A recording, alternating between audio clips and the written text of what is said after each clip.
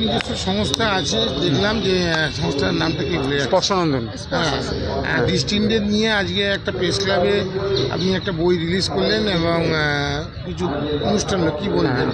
বইটা বের করলাম হচ্ছে আমার নতুন ছন্দে অনুপ্রাস ছন্দে নিয়ে গিয়ে আমি একটা কবিতার বই লিখেছি।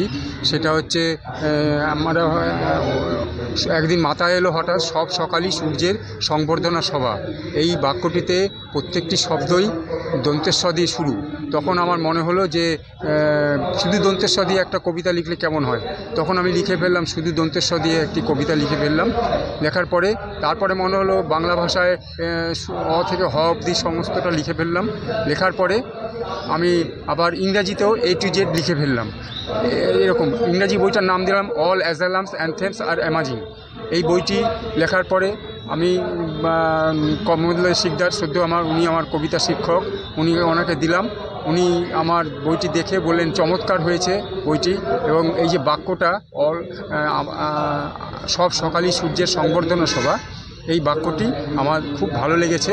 তখন উনি বললেন, বলার পরে তখন উনি আমাদের লিটল ম্যাগাজিন ফোরাম থেকে উনি আমাকে ব্যক্তিগতভাবে লিখে দিলেন যে 1000 বছরের বাংলা সাহিত্যের ইতিহাসে সত্যজিৎ মণ্ডল একটি নতুন ছন্দ আবিষ্কার করেছে।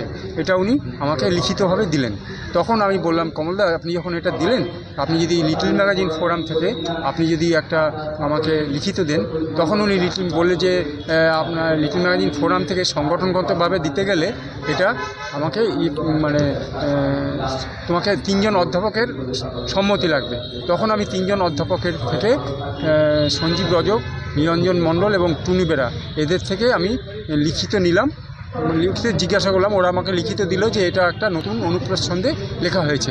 শুধুমাত্র এরকম আর কোথাও আজ পর্যন্ত বাংলা ভাষায় লেখা হয়নি অনুপ্রাস ছন্দে।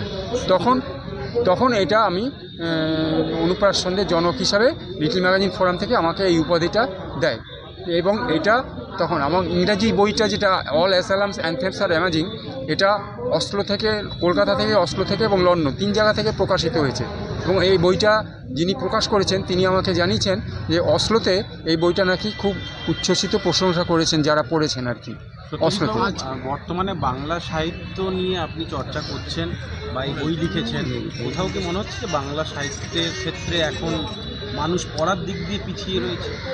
না, আমার তো সেরকম কিছু এখনও মনে হয় না। আমার মনে হয় বাংলা সাহিত্যে এখন পড়াটা আগের থেকে অনেক কমেছে ঠিকই, কিন্তু আগ্রহটা কমেনি এখনও। বাংলা সাহিত্য সম্পর্কে আগ্রহটা বরঞ্চ বেড়েছে, বই কমেনি। কারণ সাহিত্য না থাকলে তার দৈনন্দিন জীবনযাত্রাটাই নষ্ট হয়ে যাবে। কারণ সিনেমা বলুন, প্রত্যেকটি আনন্দের জীবনযাত্রা, মানে যেটা ইংরাজিতে বলে এন্টারটেনমেন্ট ওয়ার্ল্ড, সেটা নষ্ট হয়ে যাবে যদি সাহিত্যটা নষ্ট হয়ে যায়। কোন পাবলিকেশন থেকে প্রকাশিত? এটা আনন্দ প্রকাশনী থেকে প্রকাশিত হয়েছে। আজকে আপনি বাংলা থেকে হিন্দি, এটা কি এরকম আসলে? বাংলা থেকে হিন্দি আপনাদের এটা অনেকে ভুল করেছে যে এটা অনুবাদ নয়। যেমন জল পড়ে পাতা নড়ে, এটা কি অনুবাদ করলে কি আপনার ছন্দে আসবে? ছন্দে আসবে না। সুতরাং এটা কিন্তু অনুবাদ নয়, হিন্দি ভাষাতেই আমি আবার লিখেছি, ইংরাজি ভাষাতেই আমি লিখেছি। এবং আর একটা ব্যাপার আপনাদের জানাই যে এখানে ইসিডর আর ইডা বলে দুজন আছে, টাইটানিকে যে ডুবে গেছিলো তখন সেই দুজনের ঘটনাটা রয়েছে।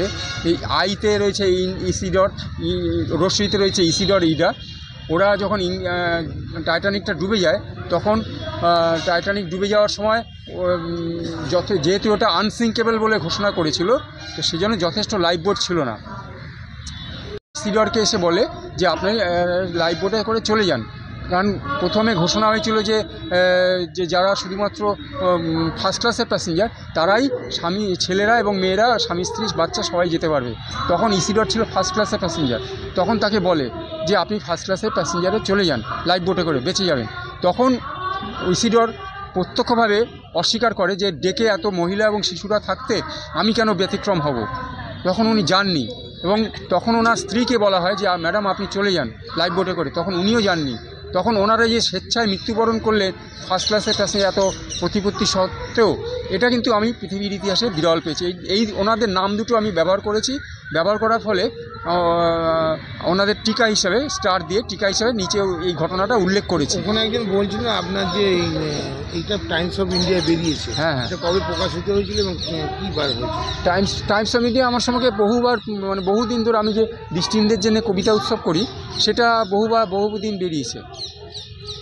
সত্যিই তো এখন তো আমরা দেখছি ডিজিটাল যুগ, হ্যাঁ। তো আমরা ম্যাক্সিমামই মানুষ ডিজিটাল আগ্রহী, বই পড়া বলুন আর যাই বলুন। তো সেক্ষেত্রে ডিজিটালে কি আমাদের কোনো প্ল্যানিং আছে যে ডিজিটাল কিছু কবিতা বলুন বা বই বের করবো এরকম? না, প্রথম কথা আমার তো ডিজিটাল সম্পর্কে আগ্রহ থাকলেও আমি নিজে আমার তো চোখের দুটো রেটিনাই ড্যামেজ, হ্যাঁ দুটো, আর আমার হার্টের এমনি বাইপাস আছে। 2010 সালে আমার হার্টের বাইপাস হয়েছে। সুতরাং আমি কিছু লিখতেন, মানে তখনও কি আপনার বই বেরিয়েছিল? হ্যাঁ, আমার এইটা তো পঞ্চম বই বাংলায়।